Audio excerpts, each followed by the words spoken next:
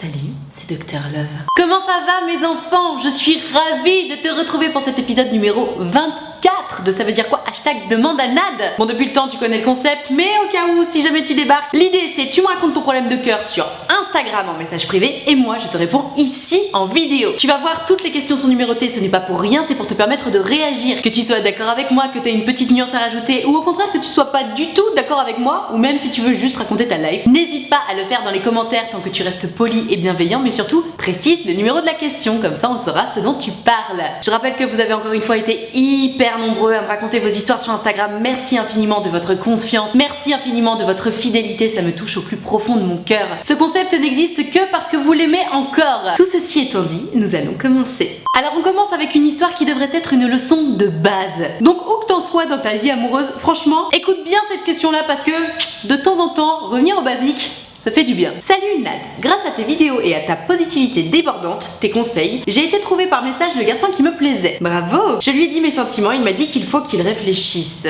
Je lui ai envoyé le message le 14 juillet et depuis je n'ai pas reçu de réponse. Je lui avais écrit un texte pendant son absence et pendant ses examens. Avec ce garçon on se parle de tout et de rien, il a toujours été présent dans les moindres difficultés et pareillement de ma part. Nous sommes amis depuis plus d'1 an, quand nous nous sommes séparés pendant plusieurs mois j'ai réalisé que je voulais plus qu'une simple relation amicale. Ok, tu m'étonnes. Il a repris contact avec moi, on s'est raconté tous nos depuis notre séparation. Depuis, on se parle tous les jours. À ton avis, combien de temps dois-je le laisser réfléchir concernant ses sentiments pour moi? J'attends avec impatience et avec joie ton message. Trop chou.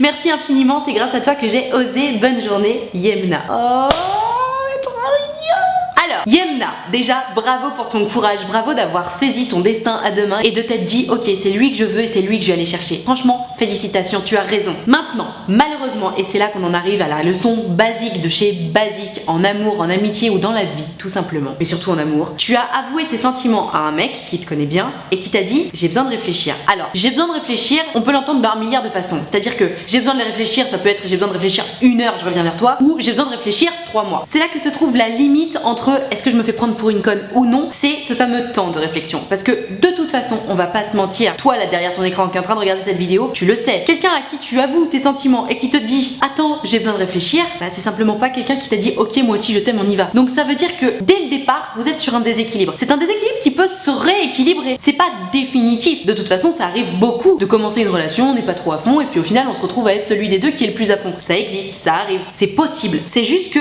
le problème, c'est que en début de relation, là en plus, il y a même pas encore de relation parce que tu lui as juste dit je suis à fond sur toi, j'aimerais bien me mettre avec toi et lui t'a dit ok, laisse-moi réfléchir. C'est pas forcément mauvais signe parce que désolé, j'ai besoin de réfléchir, ça veut dire qu'il va y réfléchir. Donc c'est pas un non, mais c'est pas un oui non plus. Ainsi, évidemment, on le laisse réfléchir, évidemment, on ne presse pas la personne en face parce que j'ai besoin de réfléchir, encore une fois, c'est pas un non, donc ça veut dire qu'il y a de l'espoir, même si bon, il est quand même minime. Tu peux le laisser réfléchir, y a pas de problème. Maintenant, je pense que une semaine, c'est largement suffisant pour réfléchir. Parce qu'encore une fois, pour moi, un début d'histoire d'amour, c'est censé être simple, c'est censé être nos prises de tête. Si tu commences déjà à te prendre la tête avant même qu'il y ait quelque chose qui est commencé, ça veut dire que ça pue la merde, cette histoire, et que c'est un nid à emmerde. Donc, le ok, j'ai besoin de réfléchir, pas de problème. On peut pas non plus disposer des gens, on peut rien exiger des gens. Il a besoin d'y réfléchir, il a besoin de se demander si ça vaut le coup ou pas de tenter une histoire d'amour, au dépend peut-être de votre amitié si ça fonctionne pas, on n'en sait rien. Peut-être qu'il a plein de questions dans la tête ce garçon, donc on lui en veut pas évidemment d'avoir besoin de réfléchir. Maintenant, il y a des délais convenables pour réfléchir à ce genre de choses. Toi t'es là, t'es en attente, et sincèrement, pour moi, une semaine c'est largement suffisant, c'est même sans doute un peu trop long. Tu me dis que tu as écrit le 14 juillet, le jour où je tourne cette vidéo, on est le 17 juillet, donc ça fait 3 jours, tu peux attendre un petit peu. Maintenant, je pense qu'au bout d'une semaine, tu peux lui dire écoute, j'ai toujours pas de nouvelles de ta part, j'imagine que c'est mort, tant pis pour moi, ou j'en sais rien, tu tournes ça à ta sauce, comme toi tu le veux, mais ce qui est sûr c'est que pour moi il faut pas attendre plus d'une semaine. C'est vraiment un délai convenable. Plus d'une semaine, ça veut dire quoi? Ça veut dire que le mec, bon, il s'est dit, bon, je vais la laisser mariner, peut-être que je vais la garder sous le coude, j'en sais rien. Rester sous le coude de quelqu'un, c'est le comble du non-respect, en fait. T'es un mec qui sait, ou une nana, hein, qui sait que bon, t'es à fond sur lui ou sur elle, et qui te dit, oh, bah, je sais pas trop, je vais réfléchir, et puis en fait, il ou elle réfléchit pendant des mois et des mois. Ben non, en fait. Toi, tu sais ce que tu veux, tu veux être en couple. La réponse, c'est soit oui, soit non. Je vais réfléchir, c'est entre les deux, donc ça peut pas être valable longtemps comme réponse. Donc ma chère Yemna, c'est cool en plus votre relation que vous avez tous les deux, bon vous êtes complices et tout, vous vous connaissez, tu me dis qu'il a été là pour toi à chaque fois que t'avais un problème et tout, trop chouette, et surtout je comprends du coup que t'as envie d'une relation un peu plus poussée avec lui, pas de problème. Maintenant, n'attends pas trop longtemps. Et quid du moment où ça fait une semaine que t'as posé la question et que t'as toujours pas de réponse? C'est pile à ce moment-là qu'il faut montrer qu'on se respecte soi-même et qu'on n'a pas peur de pas demander des comptes, mais de demander une réponse en fait. Parce que quelqu'un qui te dit je sais pas, je vais réfléchir, ça veut dire je vais te donner une réponse dans pas longtemps. Et alors évidemment, si la réponse n'est pas oui, ça veut forcément dire non. Donc en soi, s'il te répond pas, tu sais que ça veut dire non. Mais je trouve que c'est quand même important dans le sens où toi, t'as fait la démarche d'aller dire tes sentiments, d'aller dire bah écoute voilà, je ressens ça pour toi, j'ai un énorme faible pour toi et j'aimerais me mettre avec toi. Je trouve que par respect, c'est le minimum des choses que la personne en face de toi qui t'a dit je vais réfléchir, finisse par te donner une réponse claire. Même si tu la connais la réponse, que lui ou elle au moins prenne la peine de le faire parce que c'est ce qui s'appelle le respect, c'est comme ça qu'on fait dans la vie tout simplement. Donc voilà ma chère Yemna, attends encore 1 ou 2 jours ou 3. Au bout de ces 3 jours, et ben envoie-lui un message ou même essaie de le voir en face, j'en sais rien. Fais ton maximum pour le voir en face, si c'est pas possible, tant pis. Mais dis-lui, écoute voilà, je t'ai avoué mes sentiments il y a quelques jours, tu m'as dit que t'allais réfléchir, j'aimerais savoir quel est le fruit de ta réflexion parce que ben si la réponse est non, il y a pas de problème, mais comme ça moi je passe à autre chose et si la réponse est oui, on démarre maintenant. Mais tu vas pas me faire attendre 1000 ans quoi. Je sais pas ce que vous en pensez dans les commentaires, hein, n'hésitez pas à me le dire. Mais pour moi, tu vas pas attendre 3 mois non plus que le mec réfléchisse, évidemment. Alors cette histoire je la trouve hyper intéressante, pas tant pour l'histoire parce que bon elle est assez commune, mais en fait pour la personne de l'autre côté, tu vas comprendre. Et notamment pour certains mecs qui ont du mal à comprendre les refus de certaines nanas, je pense que cette histoire est un bon exemple. Je crois qu'on est dans la leçon basique aujourd'hui sur ça veut dire quoi. Coucou Nad, j'ai un ami qui est en crush sur moi depuis plusieurs mois. Il m'a dit qu'il commençait à développer des sentiments pour moi, entre parenthèses au bout de 2 sorties j'ai trouvé ça exagéré. Ça c'est propre à chacun, pour le coup on peut pas décider, mais bon. Dès la 2e fois il m'a embrassé, je ne l'ai pas repoussé car ça m'a chamboulé, c'était trop rapide et j'avais pas eu le temps de me poser des questions. Par la suite, on s'est revu qu'une seule fois et je lui ai dit que je ne voulais pas sortir avec lui. Bon, ça c'est bien, parce qu'au moins c'est dit en face to face, c'est clair, net et précis. Depuis avril, il n'arrête pas d'essayer de me parler ou de me voir, il reste bloqué sur moi, il est collant, alors que je lui ai dit 3 fois que je ne voulais pas et que je n'aimais pas ça. Je commence à trouver ça insupportable et je n'ai plus envie de le croiser. Oh, le pauvre. En même temps, je le comprends tellement parce qu'il est love de toi et toi, je te comprends tellement parce que juste t'as dit non et non c'est non quoi. Je pensais qu'on pouvait juste être amis, mais c'est mal parti. Est-ce que tu penses que je devrais couper les ponts? Je ne lui ai pas dit de façon crue parce que je n'aime pas être méchante, mais il est vraiment chiant. Bisous Nad, merci pour tes vidéos et ta bonne humeur, c'est si revigorant.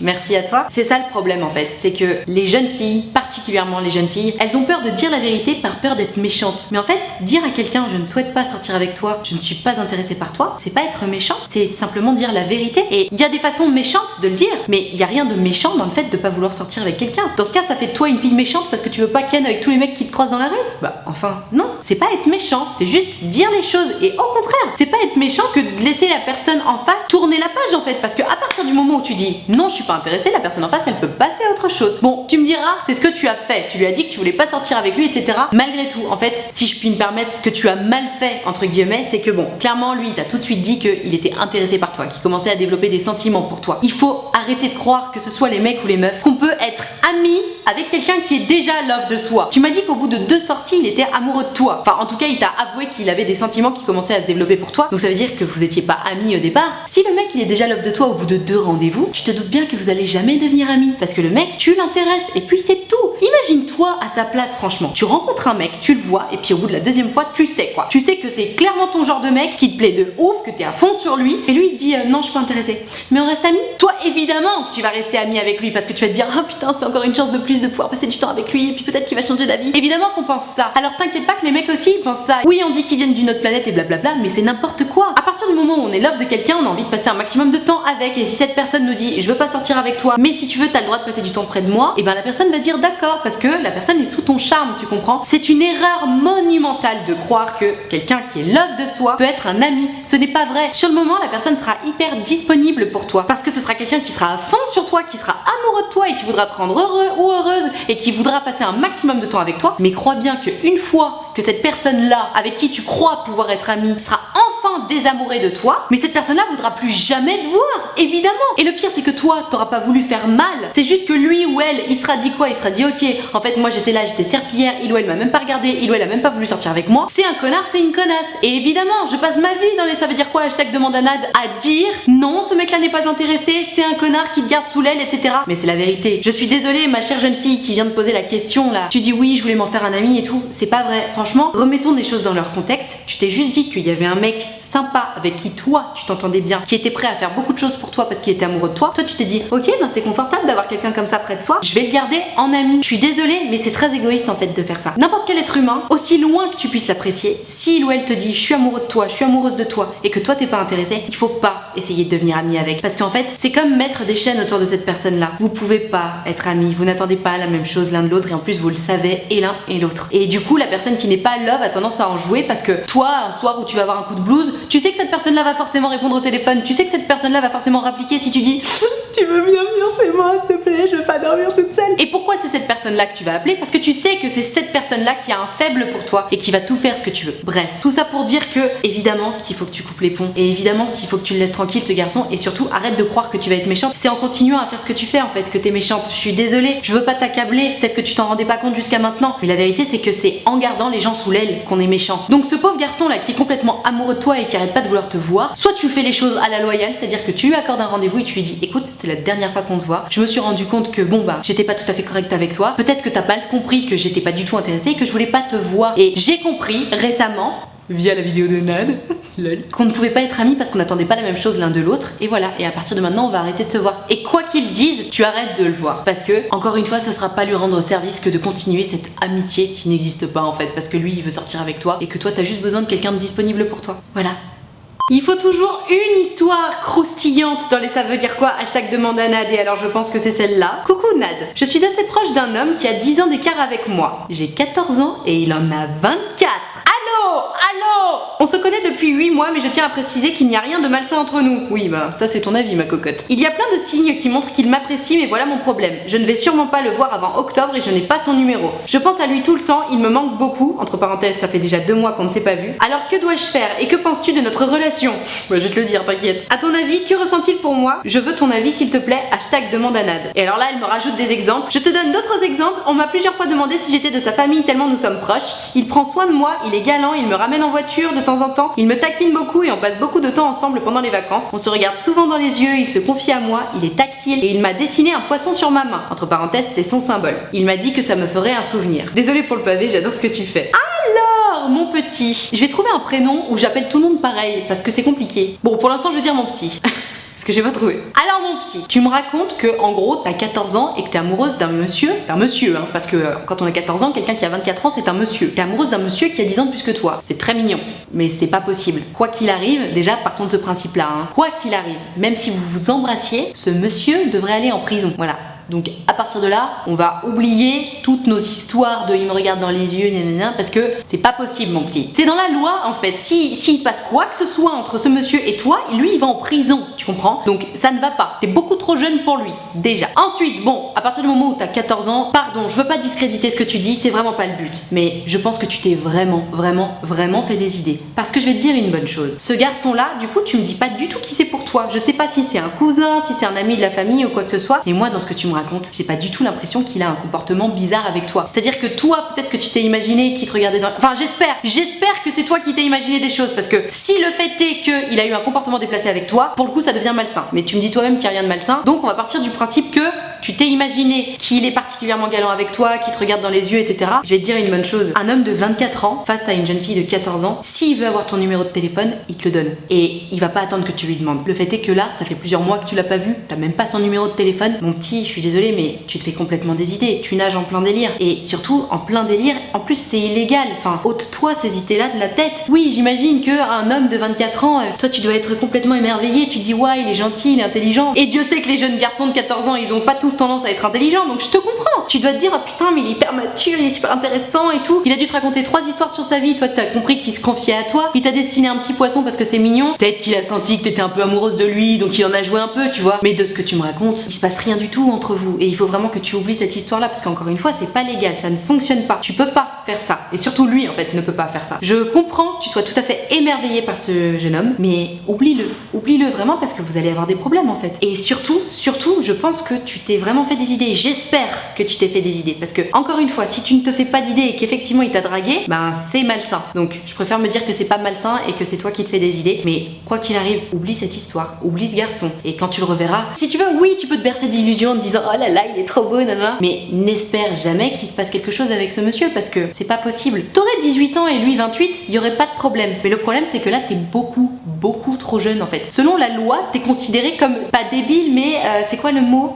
Enfin bref, en gros, selon la loi, t'es pas responsable de tes actes. En gros, parce que t'as que 14 ans et que, selon la loi, t'es un gros bébé. Donc, moi je sais ce que c'est d'avoir 14 ans et d'être une jeune fille en fleurs. Je sais que t'as l'impression que c'est un mec extraordinaire et qu'il est parfait, etc. Mais le fait est que ce n'est pas possible. Donc, de toute façon, je pense que c'est cette question qui va parler le plus. Donc, n'hésite pas à regarder les commentaires sous cette vidéo. Je suis convaincue qu'il y a beaucoup de gens qui vont s'adresser à toi. Encore une fois, soyez tous bien polis et bienveillants dans les commentaires, c'est essentiel. Oublie ça, hein. T'as le droit de penser à lui en secret, mais n'espère surtout jamais qu'il se passe quelque chose entre toi et ce monsieur. En tout cas, pas avant dans 4 ans. Voilà. Ok, on est sur une histoire chargée, donc âme sensible, s'abstenir. C'est Claire qui me raconte qu'elle a commencé à discuter avec un mec sur une appli de rencontre, que ça se passait hyper bien, sauf que elle s'est fait agresser sexuellement par quelqu'un, et donc elle a arrêté d'envoyer des messages à ce mec-là. Et puis quelques temps plus tard, elle a réécrit à ce mec-là en lui racontant plus ou moins en surface ce qui s'était passé, et lui, elle était très gentil. Elle me dit donc, on a repris contact et tout allait encore mieux qu'avant, alors qu'il y avait déjà un super feeling. Je lui parle de mon problème en surface, il est adorable sur tous les points, il me réconforte. Une vraie relation se créait et on se dragouillait en même temps. On a fini par ne plus en pouvoir et on s'est enfin donné rendez-vous pour se voir en vrai. C'est lui qui m'a donné rendez-vous. Arrivée là-bas, j'étais enfin prête et super excitée. Sauf que pas de nouvelles. Je le relance et je vois que je suis bloquée sur Insta. Je tente Snap et je vois avec horreur que je suis aussi bloquée sur Snap. Je précise qu'elle m'avait dit plus haut dans le message qu'ils avaient pas échangé les numéros de téléphone. En bref, je suis sûre d'avoir rien dit ou fait d'effrayant, mais le résultat est là. Je ne sais pas du tout ce qui s'est passé. Mon ami pense qu'il était déjà en couple en cachette et un ami pense pareil. Je peux pas m'empêcher d'espérer que c'est juste un malentendu et qu'il va revenir me parler pour m'expliquer la situation, mais je suis obligée de constater que visiblement je ne vaux même pas le coup d'une explication. Oh non ma bichette, commence pas à penser comme ça, surtout pas, surtout pas. Je me sens mal, dégoûtée des garçons, j'ai plus confiance en moi, j'ai plus confiance en quiconque et j'ai l'impression que je vaux vraiment rien, pas même un dernier mot. En plus il m'a vraiment aidé à me remettre de mon agression et maintenant tout me revient en tête vu qu'il n'est plus là. Désolée pour les travaux. Je me sens vraiment très mal, alors s'il te plaît, si tu veux et peux, aide-moi parce que je suis vraiment dans l'ignorance et c'est ça le pire. Oh ma pauvre. Ma bichette, c'est terrible ton histoire. C'est surtout terrible pour cette agression sexuelle en fait, parce que un mec de Tinder ou de n'importe quelle autre appli de rencontre d'ailleurs qui te met un plan, c'est pas très grave. Ce qui est grave dans ton histoire, c'est que tu t'es fait agresser sexuellement. Je comprends que tu sois terriblement déçu que ce mec t'ait mis un plan, mais effectivement tes potes ils ont raison. Il a forcément ses raisons de t'avoir mis un plan. Soit c'est quelqu'un qui n'existe pas, parce qu'attention ça existe drôlement sur internet, je sais de quoi je parle. Soit c'est effectivement un mec qui était en couple, soit il a peur. Bref, il y a un million de raisons. Et effectivement, t'as raison. C'est bizarre quand même qu'il t'ait pas filé juste son numéro de téléphone. Enfin, généralement les gens qu'on veut rencontrer, on donne un numéro de téléphone, tu vois. Il t'a bloqué sur Insta, enfin, c'est trop bizarre comme comportement. C'est pas toi qui dois te remettre en question là-dessus. Enfin, c'est lui qui a un comportement bizarre, c'est pas toi. Donc toi, t'as rien fait de mal. Maintenant, deuxième point, tu me dis que il t'avait aidé à te remettre de ton agression sexuelle et que du coup, maintenant qu'il t'a foutu un gros plan, et ben t'as l'impression que tout revient. Si tu prends beaucoup de recul sur ta situation, tu vas comprendre que c'est pas lui qui t'a aidé à te remettre de ton agression sexuelle. C'est le fait d'avoir l'attention d'un mec que tu trouves beau et intéressant et intelligent et avec qui tu sentais une certaine vibes qui a fait que tu t'es senti mieux. C'est pas lui. On mettrait n'importe quel autre mec avec qui tu t'entendrais bien, qui aurait des mots mieux choisis et qui serait beau à ton goût. Il t'aurait aussi aidé à passer outre ce problème. Même si, entre nous, un petit point de précision, tu t'es fait agresser sexuellement, il faut que tu ailles en parler, c'est important. Tu peux aller voir des psys, je sais pas quel âge tu as, mais suite à une agression sexuelle, déjà il faut porter plainte et ensuite surtout il faut en parler, il faut voir des professionnels de la santé pour ça. C'est pas des mecs Tinder qui vont t'aider à te remettre d'une agression sexuelle. C'est vraiment important que tu comprennes ça. Donc tu me dis que t'as l'impression de même pas vouloir la peine pour qu'on t'écrive un dernier message ou un mot d'excuse ou quoi que ce soit. Claire, t'y es pour rien. Tu n'y es pour rien. T'es juste tombé sur un mec qui savait pas ce qu'il faisait ou un mec qui n'existe pas, j'en sais rien. Mais c'est pas parce que quelqu'un ne te répond pas à un message que tu es une merde et que tu vaux pas la peine qu'on te réponde. C'est pas parce que quelqu'un s'est mal comporté avec toi que c'est normal et qu'il faut redéfinir qui tu es. Non, c'est cette personne-là qui s'est mal comportée avec toi et tu le sais, tu le vois que cette personne s'est pas comportée comme il faut. C'est pas à toi de te remettre en cause là-dessus. Toi, t'étais juste prête à aller faire un rendez-vous Tinder comme n'importe qui d'autre, tu vois. Donc là-dessus, il faut que tu arrêtes de te prendre la tête, vraiment. Et suite à cette agression sexuelle, il faut absolument que tu ailles en parler pour justement reprendre confiance en toi et pour expier toutes ces choses-là, si tant est que ce soit possible, parce que ça doit être un épisode très douloureux. Donc Claire, recentre-toi sur la vérité, prends beaucoup de recul sur ta situation. Tu n'as rien fait de mal. Que ce soit sur cette agression sexuelle, que ce soit pour cet abruti qui t'a pas répondu, tu n'as rien fait de mal. La chose qui rend tous ces événements vraiment très graves, c'est cette agression sexuelle. Parce que sans cette agression sexuelle, bon, ce mec qui t'aurait mis un plan, tu te serais dit, putain, il est trop bizarre, lui, c'est une grosse merde. Tu serais passé à autre chose. T'aurais peut-être été un peu déçu parce qu'il y avait du feeling, il y avait un truc, mais tu te remettrais pas en question comme là tu te remets en question. Là tu te remets en question parce que t'as eu un grave souci, c'est une agression sexuelle. Ce sont des choses dont il faut parler, ce sont des choses suite auxquelles il faut être suivi par un corps médical parce qu'on en a besoin. Et c'est normal que tu sois beaucoup plus fragile. Ça n'empêche pas que plus tard tu vas pouvoir te sentir mieux, que tu vas pouvoir guérir de ça. Mais ça va prendre du temps, c'est une évidence. Donc cet abruti Tinder là, ou de n'importe quel autre réseau social, j'en sais rien, n'espère plus après lui. Il t'a fait assez de mal, c'est bon. Ok, vous entendiez bien par écrit, tant mieux, c'est cool. Mais juste il t'a mis un plan, il t'a bloqué. Et quelle que soit la raison pour laquelle il va revenir, parce que les gens reviennent toujours, il faut absolument que tu refuses de le voir, il faut absolument que tu l'envoies bouler parce que t'as eu l'impression qu'il te faisait du bien et au final il a juste mis un petit pansement, il l'a arraché encore plus fort. Donc ne reparle plus avec ce mec là, de toute façon tu l'as jamais rencontré, donc oui t'as eu le sentiment qu'il te faisait du bien, mais encore une fois, entends l'idée selon laquelle c'est pas lui qui t'a fait du bien, c'était l'idée d'avoir un mec qui te plaît en face et qui te fasse penser à autre chose. Ce dont t'as besoin, et c'en est la preuve, c'est de penser à autre chose. Tu as besoin de penser à autre chose. Ça peut passer par des mecs, ça peut passer par des activités, ça peut passer par des vacances avec des potes, ça peut passer par un psy qui va t'aider à passer outre ça. Il y a beaucoup de choses à faire, mais ce qui est sûr c'est que ce mec là, il a fait assez de dégâts. C'est bon, stop, passe à autre chose. Et quand il reviendra vraiment, tu bloques. Oublie-le et ne retourne pas le voir parce que, comme je dis toujours, si ça merde dès le début, tu peux être sûr que ça va merder tout du long. Vraiment, protège-toi, t'en as besoin. T'es déjà plus fragile que les autres à cause de ce qui t'est arrivé. Protège-toi. Courage, je suis avec toi. Ça y est, j'ai trouvé le prénom que j'allais donner à tout le monde, Gertrude. Je parle de prénom d'emprunt parce qu'en fait, tous vos messages commencent par « Coucou Nat, tu peux garder mon anonymat s'il te plaît ? Coucou Nat, tu peux pas dire mon prénom s'il te plaît ?» Mais les gars, je dis juste un prénom, vous savez qu'il y a quand même beaucoup de gens sur Terre qui ont votre prénom. Bref, ce sera Gertrude. Hashtag Gertrude. Donc, c'est Gertrude qui me raconte, en gros, je vais vous faire un résumé parce que c'est un petit peu long. Elle m'explique que ça fait 6 mois qu'elle est avec son copain à distance, mais ils se voient souvent. Et bien entendu, comme tout copain à distance, il a une meilleure copine. Sauf que sa meilleure copine, il l'appelle mon amour et il lui dit je t'aime en soirée devant elle. D'ailleurs, c'est ce qui s'est passé. Ils ont récemment fait une soirée tous les deux où il y avait cette meilleure copine et au lieu de rester avec elle, il est resté avec sa meilleure copine et il lui disait je t'aime et mon amour, etc. Donc Gertrude, elle est allée voir son mec, elle lui a dit écoute mon coco, t'es gentil, mais moi j'en ai un petit peu marre que tu te comportes comme ça avec ta meilleure copine. Et lui il a dit non mais je vois pas pourquoi, je vous aime toutes les deux mais d'un amour différent. Et donc Gertrude, qu'est-ce qu'elle me dit? Je ne peux pas m'empêcher de repenser à cette soirée, ça me dérange qu'il soit aussi proche d'elle et il le sait. J'aimerais vraiment ton avis sur cette situation pour savoir si c'est moi qui suis parano sur les bords ou si je dois oublier cette histoire. Non mais Gertrude, ma chère Gertrude, évidemment que c'est pas toi qui es parano, c'est ton mec qui se comporte mal en fait. Il y a un truc qu'il a pas compris ton mec, c'est que il est complètement ambigu avec sa meilleure copine. Parce que tu peux aimer ta meilleure copine, tu peux être super proche de ta meilleure copine. Moi ça m'emmerde, mais je comprends, je peux comprendre. Mais en fait, mon amour, c'est le surnom qu'on donne à son amoureuse, c'est pas le surnom qu'on donne à sa meilleure copine. Il peut l'appeler ma meilleure, il peut lui donner des surnoms agaçants en tant que copine, mais juste il peut pas donner les mêmes surnoms à sa meilleure amie qu'à toi. En plus,